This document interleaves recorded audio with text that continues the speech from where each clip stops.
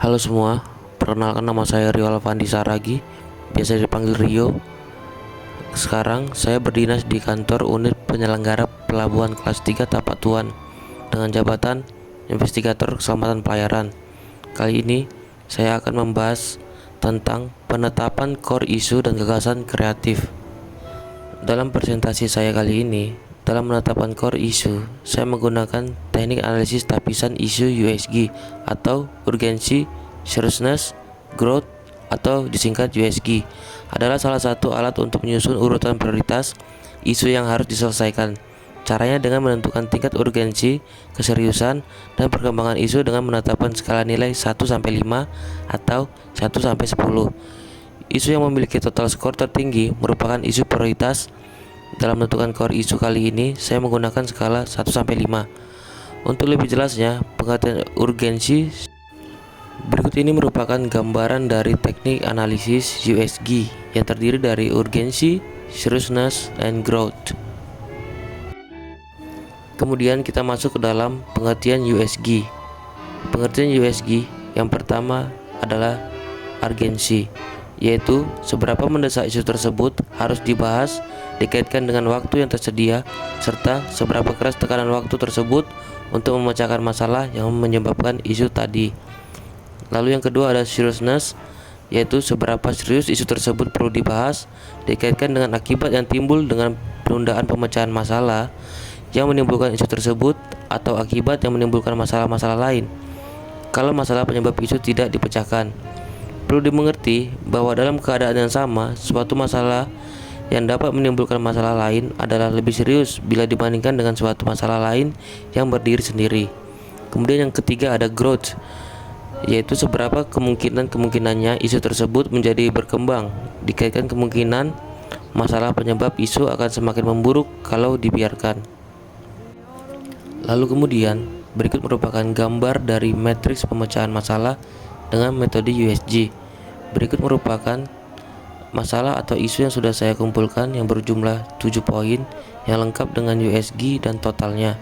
Yang pertama yaitu kurangnya sumber daya manusia terhadap tugas-tugas di kantor. Yang kedua, kurangnya kedisiplinan pegawai dalam menjalankan tugas pokok serta fungsi. Yang ketiga, kurangnya kepedulian pegawai terhadap inventaris kantor. Yang keempat, kurangnya optimalisasi SOP penjagaan di lapangan. Yang kelima, kurangnya sumber daya manusia. Yang keenam, rotasi pegawai di internal instansi. Dan yang terakhir, yang ketujuh, yaitu kurangnya optimal terhadap absensi kepegawaian. Dari diagram matriks pemecahan masalah dengan metode USG, kita dapat melihat di poin 3, yaitu kurangnya kepedulian pegawai terhadap inventaris kantor mendapatkan nilai USG tertinggi dengan total nilai yaitu 14. Berarti poin nomor 3 tersebut merupakan prioritas isu yang harus diselesaikan. Setelah itu, kita akan membahas tentang akar penyebab dari core issue. Yaitu dalam menentukan akar penyebab core issue, saya menggunakan teknik analisis fishbone. Fishbone diagram memberikan cara berpikir yang sistematis dalam melihat dampak dan penyebab dari dampak tersebut. Karena itu, diagram ini cocok digunakan untuk keadaan yang memiliki lebih dari satu akar masalah dan setiap akar masalah harus diselesaikan. Dari gambar diagram fishbone tersebut, kita dapat mengetahui bahwa masalah atau isu yang kita ambil yaitu kurangnya kepedulian pegawai terhadap inventaris kantor yang memiliki akar permasalahan seperti yang pertama, sebagai pegawai masih memiliki sifat malas dan tidak mau tahu dalam merawat inventaris kantor. Yang kedua, ketidakpahaman pentingnya perawatan pada inventaris kantor. Dan yang terakhir, yang ketiga, tidak memikirkan dampak buruk jangka pendek dan jangka panjang kerusakan yang akan terjadi dan akan berakibat fatal. Dari semua metode yang kita bahas tadi, saya menyimpulkan 3 gagasan kreatif. Yang pertama, ketidakpahaman pentingnya perawatan pada inventaris kantor. Pegawai kurang peduli akan perawatan pada inventaris kantor. Seperti pada contoh nyata yang terjadi di kantor adalah pemakaian AC. Bahkan ketika sudah waktu jam pulang kantor, bahkan ketika sudah keesokan harinya, AC ternyata masih dalam posisi keadaan menyala. Yang kedua, sebagai pegawai masih memiliki sifat malas dan tidak mau tahu dalam merawat inventaris kantor. Padahal jika kita tidak malas merawat inventaris kantor secara rutin, pasti barang tersebut akan sangat awet sekali dan sangat baik dalam penggunaannya. Sangat berbeda ketika kita hanya menggunakan saja tanpa memikirkan bagaimana cara merawatnya dengan baik.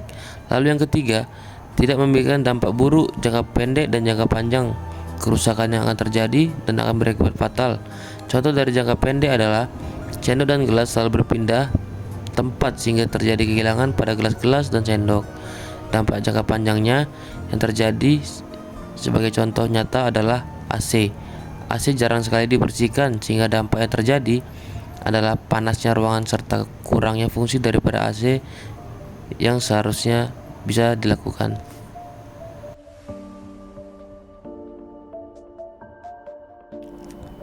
Cukup sekian presentasi dari saya. Lebih kurangnya saya mohon maaf. Terima kasih.